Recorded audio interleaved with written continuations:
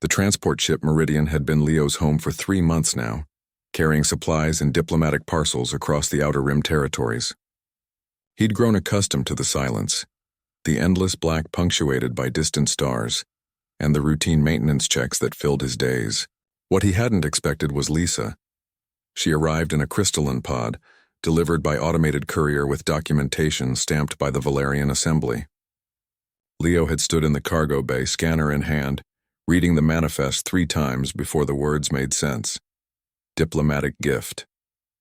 Valerian Companion Unit. Sentient. Property of Captain Leo Chen. This has to be a mistake, he'd muttered. But the pod was already opening, releasing a soft blue mist that smelled of ozone and something floral.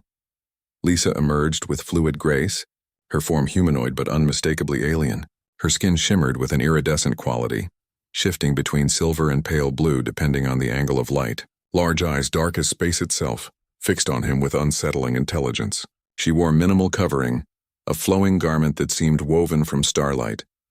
"Greetings, Leo Chen," she said, her voice carrying harmonics no human throat could produce. "I am Lisa, gifted to you by the Valerian Diplomatic Corps in gratitude for your service during the Kepler Station negotiations." Leo had helped translate some technical documents. Hardly worth this. "There's been a mistake," Leo said, backing toward the cargo bay controls. "I'll contact the assembly. You'll be returned immediately." Lisa tilted her head, genuine confusion crossing her features. "Returned? Have I displeased you already?" "No, I mean, you're a person. You can't be given away." "Among my people, this is a great honor," Lisa explained, moving closer with footsteps that barely touched the deck plating. "I volunteered. I was selected from thousands. To serve as companion to a human, to bridge our species. This is what I trained my entire life to achieve." Leo ran a hand through his hair, frustration mounting. "Look, I appreciate the gesture, but I can't accept a sentient being as property." "It's not. We don't do that. Property?" Lisa's laugh was like wind chimes. "Is that what you think I am? Perhaps our translators fail us. I'm not property, Leo Chen. I am a gift, yes, but also a choice. I chose you." Over the following weeks, Lisa made herself indispensable. She optimized the ship's energy distribution, increasing efficiency by 40%. She decoded ancient star charts found in the database that Leo hadn't known existed. She learned to brew coffee exactly how he liked it, strong enough to strip paint, as his father used to joke. But she never touched him. Valerians communicated through touch, Leo learned. Their entire social structure revolved around physical contact, how hands clasped, how fingers traced patterns on skin, how embrace conveyed complex emotional states that human language struggled to capture. And Lisa, following Leo's initial discomfort, maintained a careful distance. Always 3 feet away, never making contact. Her loneliness radiated like heat from a dying star.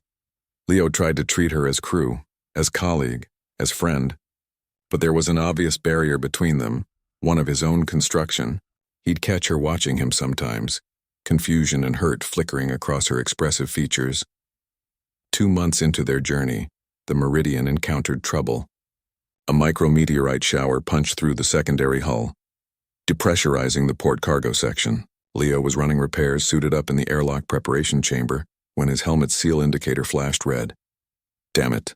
He twisted the locking ring, but it wouldn't seat properly. The gasket had deteriorated. He'd meant to replace it last week. "Allow me." Lisa appeared beside him, her own emergency suit already donned.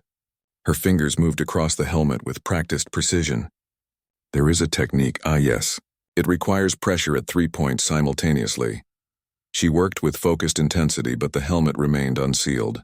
Time was running out. The hull breach was spreading. "It's no use," Leo said. "I'll have to—" "No." Lisa's voice carried steel. "You will not risk your life because of faulty equipment and my failure to check inventory." "I should have noticed. This is my fault. Lisa, it's not—" "I was a gift human," she said, and her voice cracked with an emotion he'd never heard from her before. "I came here to serve you, to know you, to bridge the space between our kinds. But you won't even let me touch you. You maintain distance as if I carry disease. Have I truly failed so completely?" The words hit Leo like a physical blow. "You think I'm avoiding you because I see you as less? Lisa, no. I'm avoiding you because I'm terrified of treating you as property, because I don't trust myself to. Understanding dawned in her dark eyes. You fear becoming what you despise. I can't own another person, Leo whispered. I won't. Lisa's hand, 3-fingered, each digit tipped with a gentle luminescence, reached out slowly, giving him every chance to pull away. When he didn't, she placed it against his chest, directly over his heart. Then don't, she said simply. Own nothing. Accept instead. Accept that I chose this. Accept that among my people, to refuse a gift is to refuse connection itself. Accept that I see you, Leo Chen, and I chose you not as master but as, what is your word? Partner. The helmet seal clicked into place under her touch, the indicator flashing green, but Leo barely noticed. He placed his own hand over hers, feeling the warmth through both their gloves, feeling the thrumming pulse of her alien physiology syncing somehow with his own heartbeat. Partner, he agreed. When they emerged from the repairs 3 hours later, exhausted and covered in sealant foam, Lisa's fingers intertwined with his. It was natural. It was right. It was, Leo realized, what humanity had always been about, reaching across the void, accepting the hand extended, building bridges instead of walls. Lisa smiled, her whole body luminescent with joy. Now, she said, let me teach you proper Valerian greeting customs. You've been doing them wrong. Leo laughed, squeezing her hand gently. I have a feeling I'm going to be doing a lot of things wrong. Yes, Lisa agreed happily. But we will learn together. And in the endless black of space, aboard a small transport ship called Meridian, 2 very different beings found common ground in the universal language of respect, choice, and connection.